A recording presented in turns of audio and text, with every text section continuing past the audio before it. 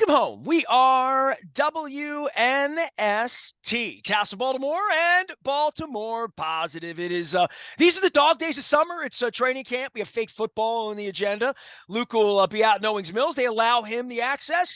He'll be at Camden Yards next week, as well as the Orioles are on the road. We're going to get back to the Maryland Crab Cake Tour. We got some really special stuff happening here because it's our 26th anniversary. I got to get rid of the 25th anniversary cupcake here and go with some sort of Rod Woodson, Johnny Oates, Boog Pal thing. The Gold Rush Sevens doublers will be with me on the 23rd when we welcome the Cheatstros down to Camden Yards. Later on in the month, we'll be at Fadley's. Our friends at Jiffy Lube Multi-Care, as well as Liberty Pure Solutions, supporting us in our endeavors to do the Crab Cake Tour. And in September, we're doing 26 oysters in 26 days, 26 ways, beginning on kickoff day, the 5th of September. We're actually going to be at Coco's on the 4th. They don't have any oysters over there.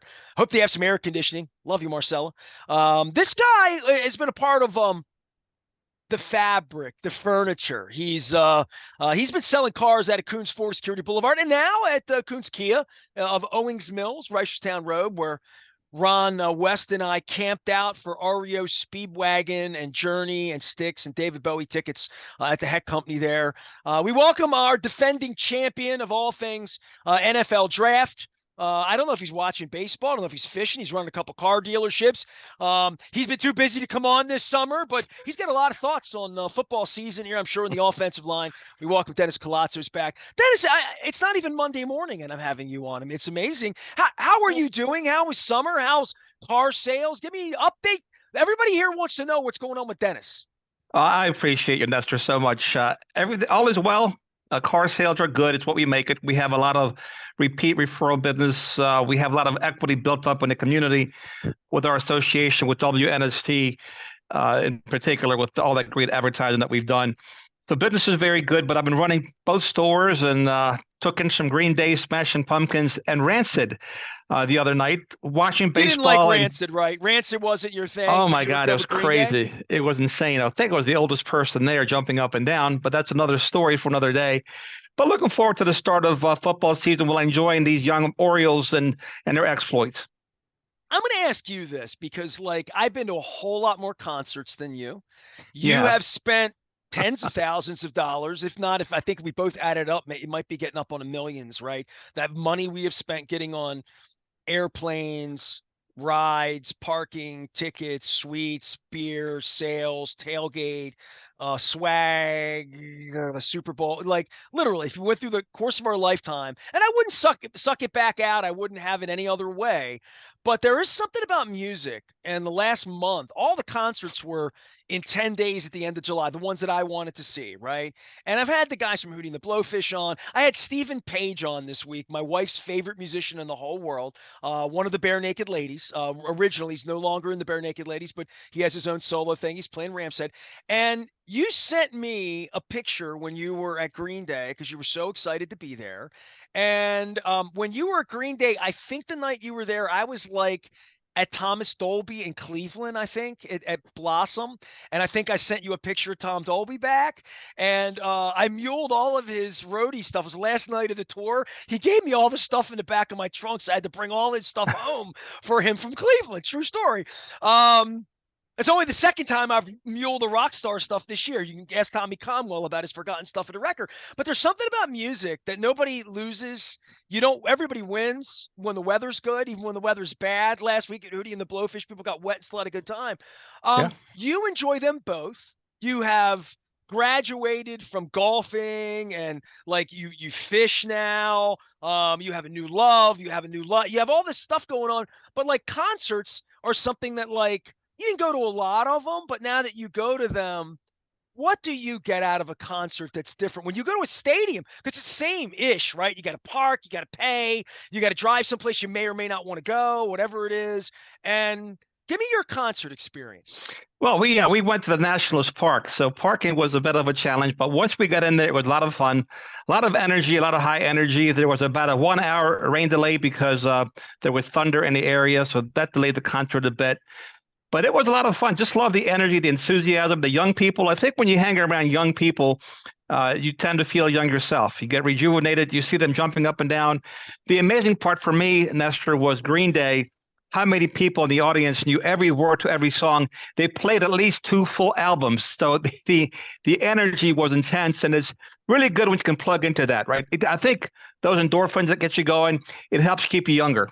That's my biggest I takeaway. think my wife would say that after 3 weekends with Sammy Hagar and Michael Anthony in the pit in Florida, Yeah. literally in Florida, in Virginia, and again in Ohio, that I've been Oh running yeah. around because it's kept me young. REO Speedwagon, speaking of young, I saw Train, REO Speedwagon, and Yacht Rock Review at the Camden Pavilion, which when you drive from Baltimore, you go up through a really bad section of Camden to get there. Hmm. And I went in over the bridge because I went with Dick Girardi and had a cheesesteak in Fishtown in Philly. And I went across the bridge and went in. We had a completely different experience with Camden. It was the same $40 to park, but we had some beers, we had tailgate, 3 bands, the lawn there. No offense to Merriweather, but the lawn is really nice in Camden. Like you can see well from the lawn there, which makes me rethink it.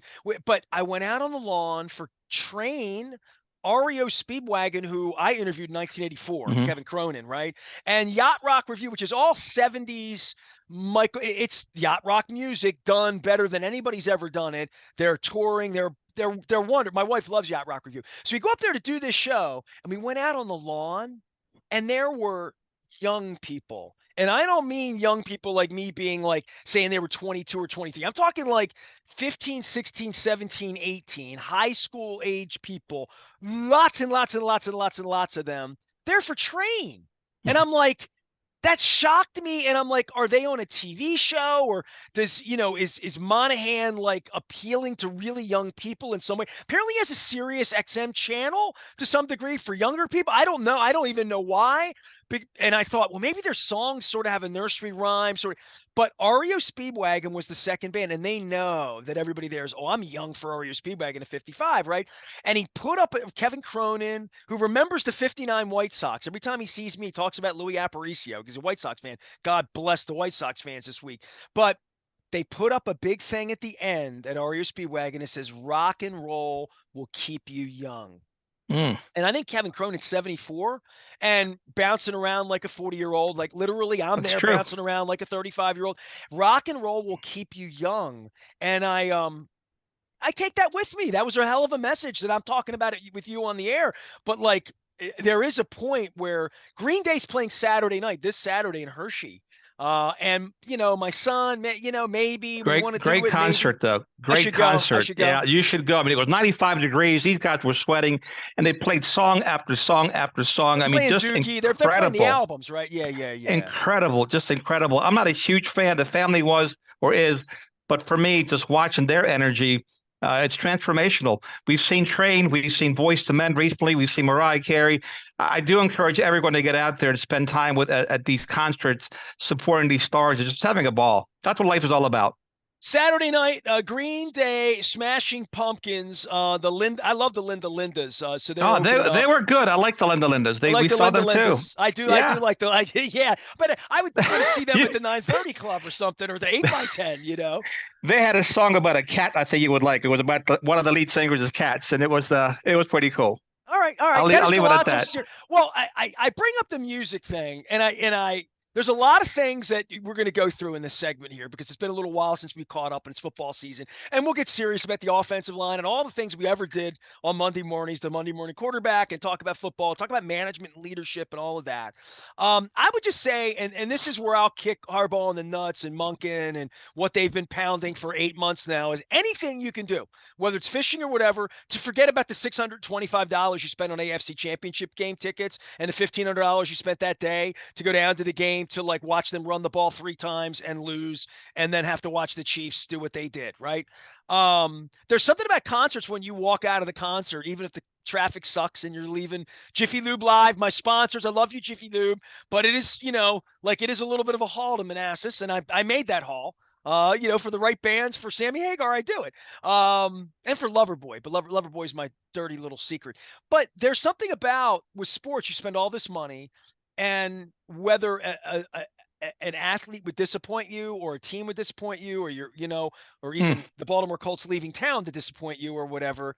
But losing, there's something about going to Green Day that unless it rains or unless electricity knocks out the board and you can't hear the show, like what happened to Sammy Hagar in Ohio the night I was there. The sound went out on the lawn. So, unless there's that kind of a problem or a fight in the bathroom or whatever. I mean, I hear people bitching about everything, but there is something about concerts that everybody leaves a winner, and you don't always get that with sports. Sports can leave you really hanging. I know I had Cleveland Guardians fans on last week who've never won, and I have some show and tell for you in that vein of having never won that I'm going to share with you. But there is something about concerts that everybody wins.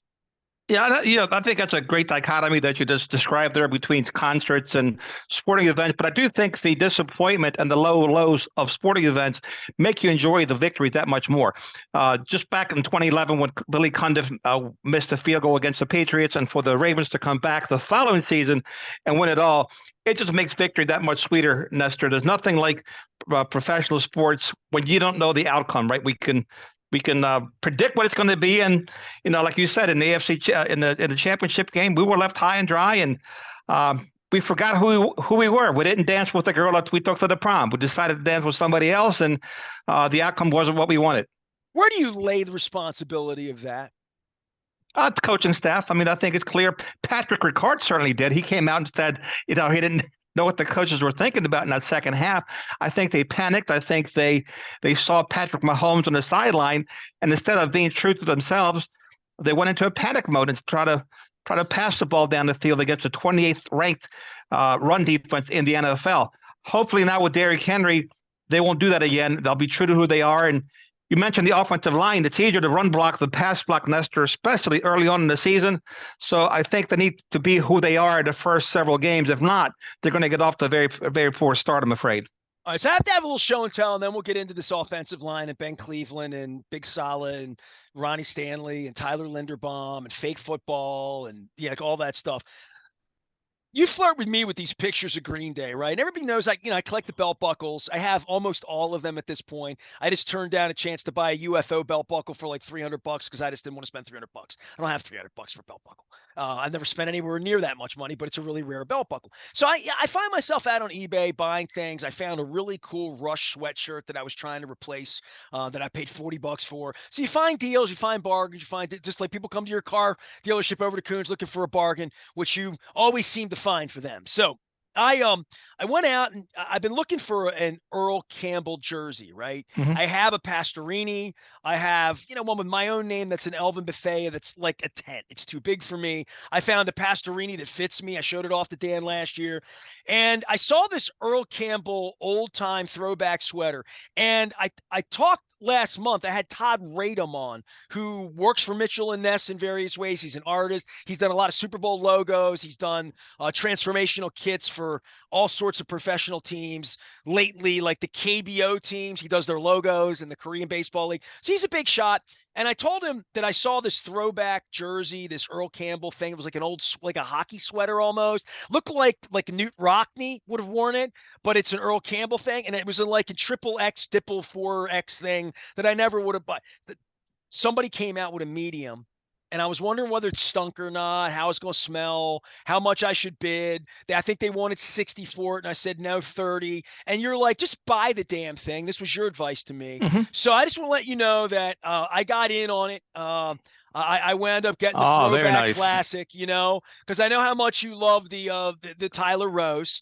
So so it's football season for me. I'm working that, and then when I found this, that's a great jersey, by the way. That's a good looking jersey. I was gonna get, and it felt dirty to me, so I didn't do it because we talked about this last year when those goofballs in Tennessee and Adam's daughter ran them out there including Derrick Henry, right? Out there in the Oilers pajamas to sort of taunt the Houston people, which I thought was just like way below the nuts in a kick, right? It would be like the Colts they wear flashbacks or throwbacks every time they play us, right? Of course. But it was unnecessary. So I was going to get a Derrick Henry 22 Oiler jersey to support him because he's the guy, as you well know, for like years and years. I'm like, if they had him, they had a guy like Derrick Henry behind Lamar Jackson. And I felt that way about Ingram. I felt like when Ingram left and Yonda Ingram, they had some slobber knockers that I thought, And I thought more of Ingram than, let's say, Luke did, who spent more time in the locker room to know that they found him expendable. But I felt like he was good. I agree with you. Yeah, he Yeah, was he was a hard ass. He was.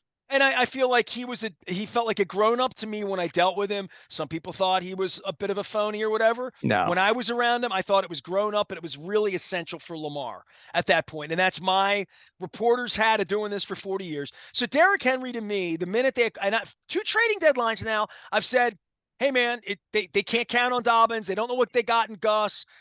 Keaton Mitchell last year, they've never had that thing that they need. I feel like they have it. The Derrick Henry jersey had some like, it was the manufacturer's defects in it. I just didn't want to like represent a Nike modern product that was Oilers. So I found this incredible sweatshirt throwback. That's nice, like nice little interior hoodie of cotton, and it's got the non-denominational Oilers logo on it from the '60s in the AFL. And nice. so those are my two new throwback pieces for you. That's my getting in the vibe for football. Some people buy Good for you. Lamar jerseys this year, or they'll buy a Kyle Hamilton jersey because they had a Peter Boulware one or whatever. I'm sort of out of that market. I have a closet full of purple stuff. You can have any of it that you want.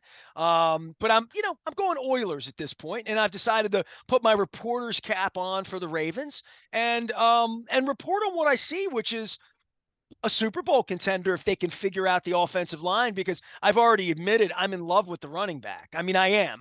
I'm in love with him getting off the bus in January in Kansas City, which is probably what they're going to need to do before it's all over with. I like our team better with him than without him.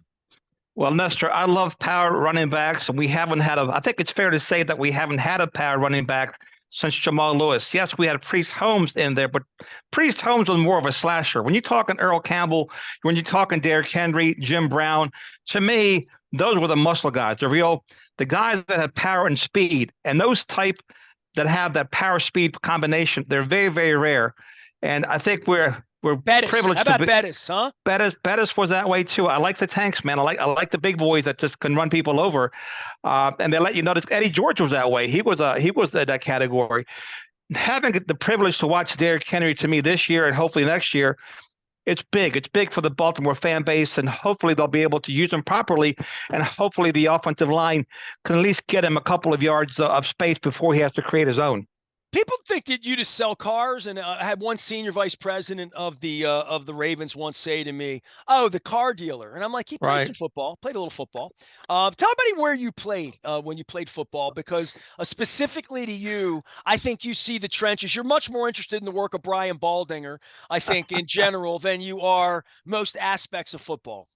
I am. I mean, I like the big uglies. I played at EVT, Eastern Vocational Technical High School, and then I went to Towson State back then, played 2 years of football for them before I got injured and went to help out my dad with his carryout at Lexington Market.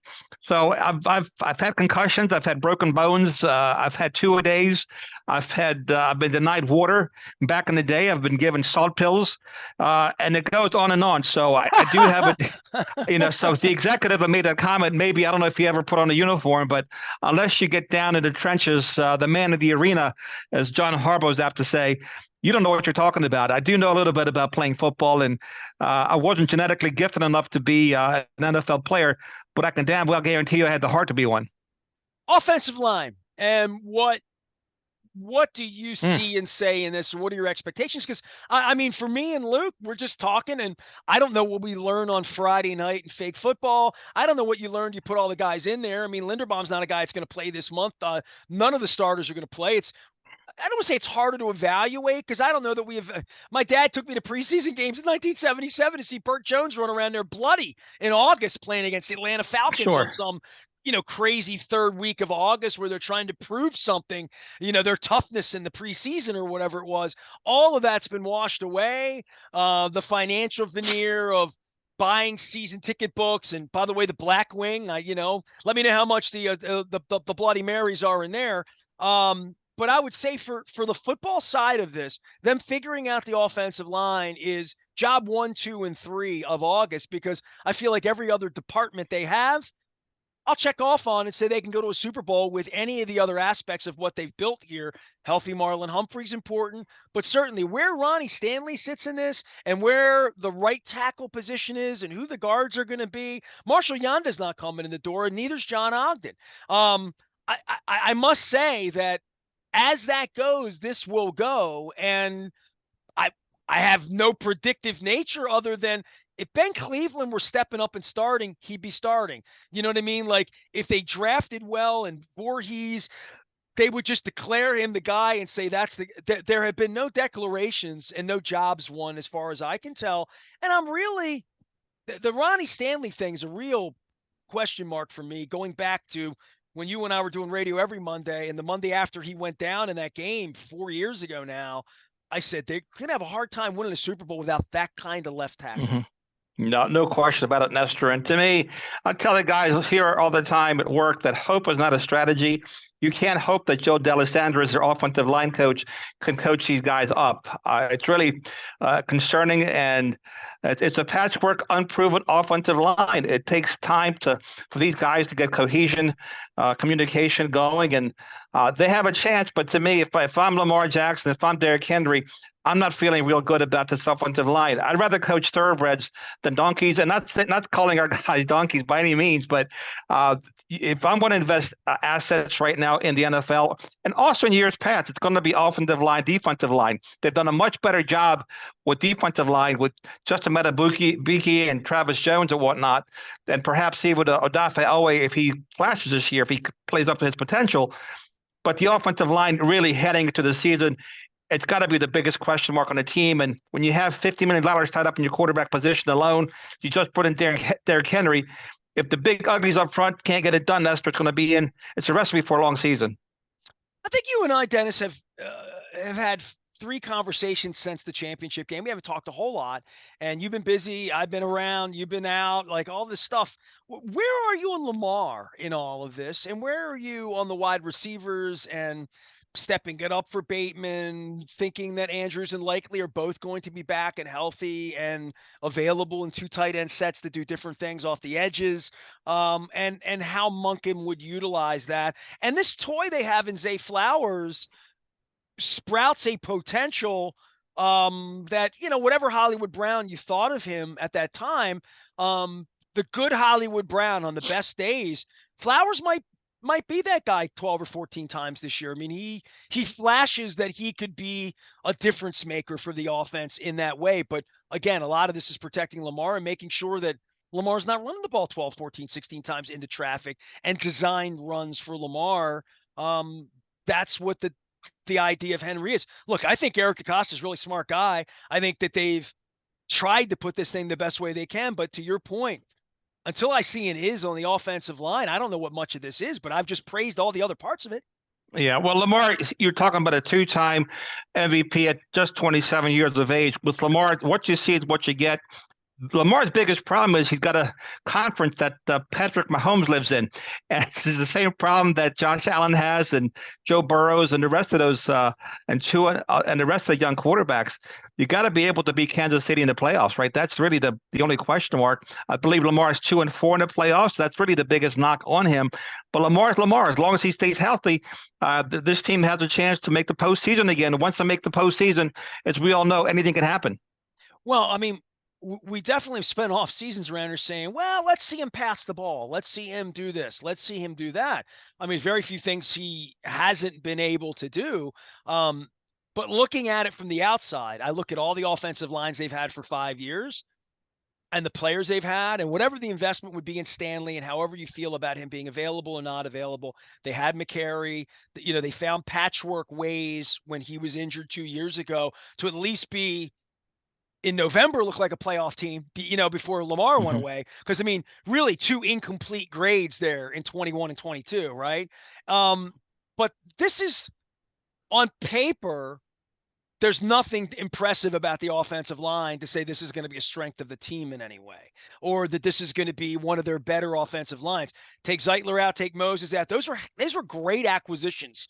You know what I mean? Those were parts that made him an MVP quarterback that feel a little unsung in saying, well, some of the receivers didn't work out, and some of the, and then he got hurt. You can talk about Lamar being hurt, but in the totality of when it's going well, and when they're 8-3 at Halloween, and things are going, and 21 wasn't that way because Lamar was hurt, but when things were going well, that offensive line was it was a plus.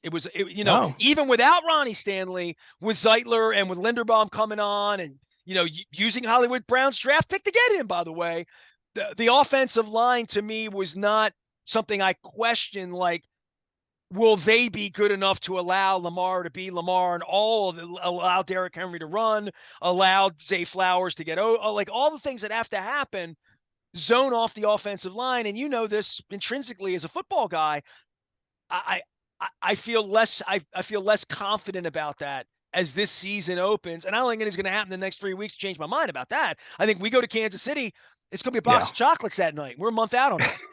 Well, in those 3 weeks, of course, Eric DeCosta does have a chance to bring in one offensive lineman. He does have a lot of depth on the back end.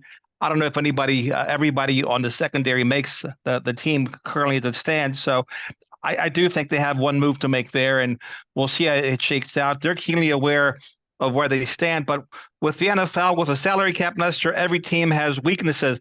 But the one weakness I wouldn't have heading to the season, especially with their franchise quarterback, would be an offensive line. Well, that would be like Christmas in August for all of us. Dennis Koulatsos is out selling cars. He is at Coons Kia now at Owings Mills, as well as Coons Baltimore Ford at Security Boulevard. Please stop out, see him. Many, many years of support from the Coons family and from Dennis, and our Thursday chats. But getting back onto, so you watching baseball? I mean, I'm half an hour into this. Watching. We haven't talked baseball Yeah, at all, man. yeah, of course I'm watching baseball. Love these young birds and the Jackson Holiday call up and Kobe Mayo. Look, I know the names of these guys, right? It's been many years where I haven't known anybody on the roster for the Orioles. They're a lot of fun to watch, Nestor. The pitching is suspect and iffy, but this team can score runs in bunches. They're a lot of fun to watch.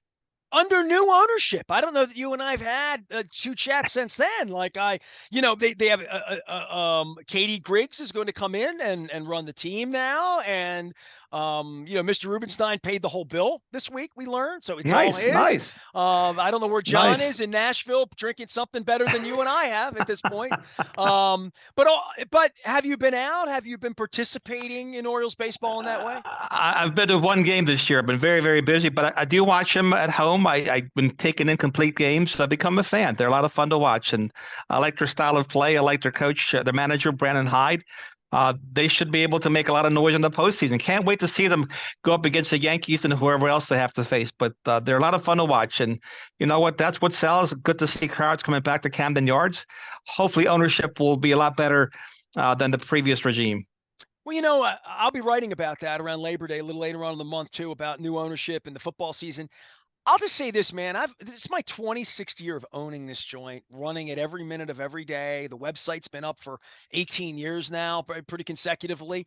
And Luke's been here 16 years now, doing what he's doing, running around in the heat. And days like last Monday where they have a practice and a game simultaneously and we get boxed out. So like all of the stuff that's happened, this is the most exciting couple of months. Leonard Raskin and I talked about this last week, and I'll talk to everybody about this because I'm on the street every day. I'm out selling, seeing, visiting, seeing people eating crabs, doing crab cake tours, doing oyster tour next month, every minute of every day. One of the reasons I want to do the oyster tour next month, and I'm really pleased with it, is September is going to be really special, right? Like the Ravens are underdogs to kick off the season. They should be 0-1 and have to pound on that for 11 days while the Orioles are trying to figure out the Yankees and navigate a bye potentially or not a bye, and who's pitching and who's not, who's in the bullpen, and they're trying to sell tickets down there and trying to get you revved up for playoff tickets and World Series, like all of that stuff. And then we get in October and the Ravens are going to be whatever, 3-1,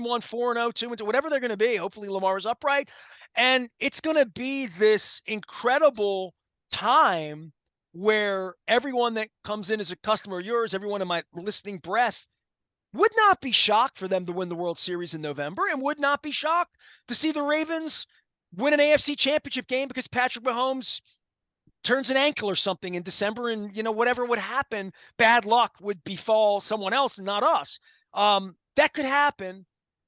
That's never been on the table here. And the one thing Luke said something, and I got flippant with him back around the All-Star break, because before all the trades happened and all that stuff, even when the pitchers went down, he said 4th of July, he's like, look, man, they're making the playoffs. Relax. And I'm like, we've never been able – I've had the station 26 years. There's never been a July 4th where we look at an Oriole team, not even the good one in 14, because of the way the playoff structure Mhm. was and the way the Yankees and the Red Sox were always sort of loaded and on your ass a little bit.